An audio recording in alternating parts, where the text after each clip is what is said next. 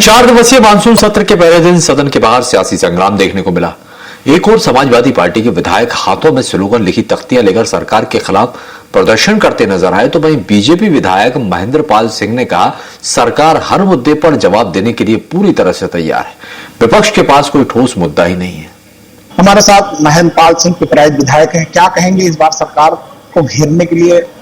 सरकार विपक्षी पूरी तरह से तत्पर है। चंदा चोरी मामला और छात्रों का मामला किस तरह से देखते हैं? क्या देखिए, छात्रों का जो मामला है, जो बार बार पेपर लीक के लोग बात करते हैं, देखिए सरकार पूरी तरह से बच्चों के हित के लिए सरकार काम कर रही है।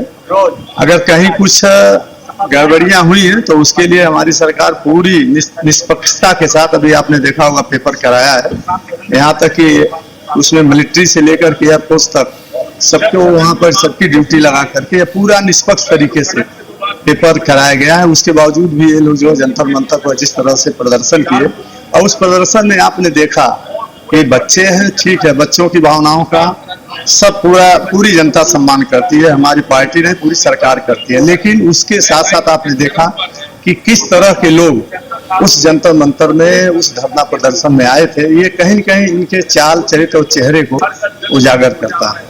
देखिए, अभी विपक्षी बहुत सारे स्लोगन लिख करके यहाँ परिसर में बहुत सारा हंगामा कर रहे हैं, विरोध कर रहे हैं, इस पर क्या कहेंगे? चूंकि सदन में भी इसी तरह। देखिए, इनके पास कोई मुद्दा नहीं है। हकीकत तो ये है कि इनके नेता माननीय अखिलेश जी, आज बताइए 9 साल हो गए, 9.5 साल, आप बता दीजिए कि किस विधानसभा में कहाँ ये गए हैं? कहीं नहीं गए हैं, बस केवल ट्वीट करते हैं। इसके अलावा इनके पास कोई काम नहीं है।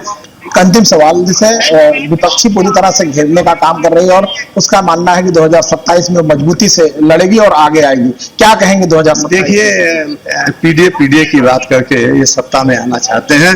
केंद्र में जब 2024 में जब चुनाव हुए थे तो उन्होंने संविधान खतरे में है, संविधान बदल दिए जाएंगे, उसका एक नैरेटिव गढ़ा इन लोगों ने। और मुझे लगता है कि जनता ये जान चुकी है कि संविधान को किसने तोड़ा। कांग्रेस ने न जानी संविधान की कितनी धज्जियां उड़ाई हैं। जनता पूरी तरह से उनके जो मंसूबे थे, जिनमें मुझे लगता है कि वो लोग जानते हैं कि उसमें मैं सफल हुआ हूं और आगे भी मैं 2027 में उसमें उनको सफलता मिलेगी, ऐसा होने वाला नहीं है। जनता इनके चाल चरित्र चेहरे को जान चुकी है, पहचान चुकी है।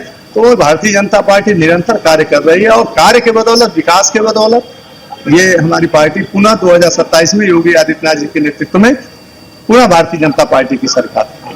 बिल्कुल, सबसे बड़ी बात है कि समाजवादी पार्टी को जिस तरह सरकार ने इससे पहले भी और इस बार भी डिफीट दिया है, 2027 में भी उसी तरह का डिफीट भारतीय जनता पार्टी देगी, क्योंकि इससे पहले भी कई ऐसे मामले, कई ऐसे मुद्दे आए जिसमें सरकार पर कोई असर नहीं हुआ। गुड मुस्तफा के साथ पवन सिंह, स्वराज एक्सप्रेस, लखनऊ।